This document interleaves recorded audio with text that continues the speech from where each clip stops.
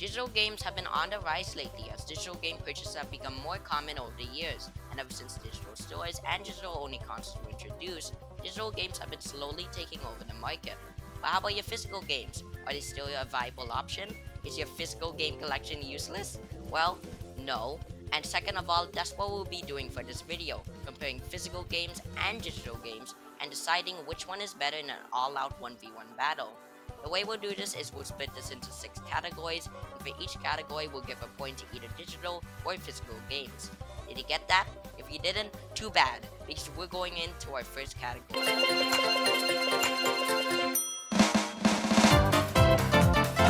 The price and if it still is on is one of the biggest factors when buying a game you want, and I'll save you time by giving this point directly to physical games. While digital games have frequent sales, physical games have gotten better deals. Just buy 2 get 1 free, big discounts, and a bunch of stores to find deals at. Walmart, GameStop, Best Buy, Amazon, and other stores to shop at. There's a bunch of variety.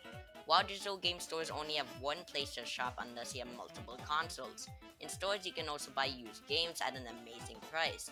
You can trade in your games for store credit and get AAA games for like 20 bucks. Digital games just have not much going for it in terms of price, and sure, there are a lot of sales, especially with PlayStation, but they just discount the same games over and over and over and over again.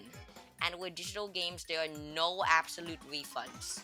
I'm not kidding, no refunds. What? What the f?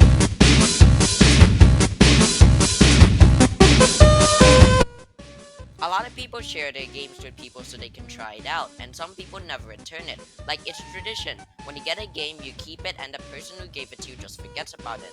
So regardless of the problem I just mentioned, the point goes to physical games. The reason I did not give digital games a point is because to share a game, you'd have to give login credentials for them to access the game. And unless it's a family member, you shouldn't trust anyone with your password or email.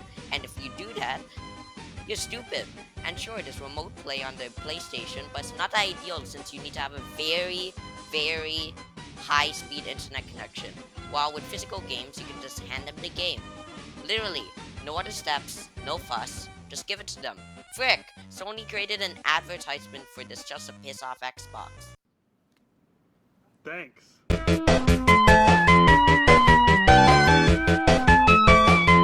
When you want to switch to another game, which one is faster, physical or digital? For digital games, you can just get out of a game, go to your menu, and choose another game to play. It's that easy. For physical games, you would have to take out the disc, then put the other disc, then wait for the console to scan the disc. For this category, this will go to digital games as it's much easier and much less time consuming.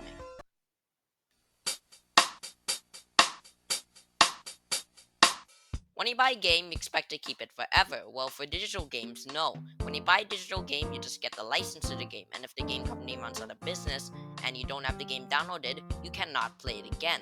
But for physical games, your disc can get scratched, damaged, stolen, or even misplaced it under your mom's bed.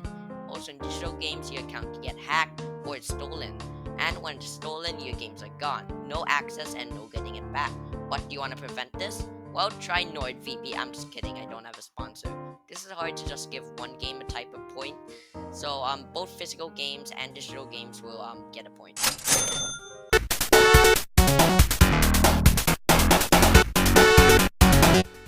When I say internet connection, I don't mean the connection when you're playing online games. I mean when the game is downloading. Oh boy. For digital games, downloading speed largely depends on your internet connection, and for physical games, it will just download this in by scanning and no internet connection is needed. So if you don't have a high speed internet connection, like me, downloading digital games, it can be a hassle, and it can take hours upon hours upon hours. So this point very clearly goes to physical games.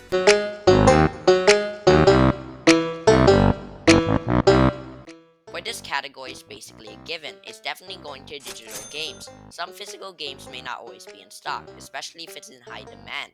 But with digital games, it's always in stock, no matter how many people buy it. Especially with older games from 2014 or lower, there's not much demand for physical copies of that game, making it extremely hard to find. Where the digital stores will always have those older games, unless it's manually removed from the store. I'm looking at you, Dry Club. The final score of this mediocre gladiator style battle is 4-3 in favor of physical games. I do want to be honest, I do prefer digital games much more than physical games, but when you break it up, physical games are just the way to go. But I was trying to be as unbiased and fair as possible, and that's it. Thanks for watching another mediocre video, guys. I'll see you in the next one.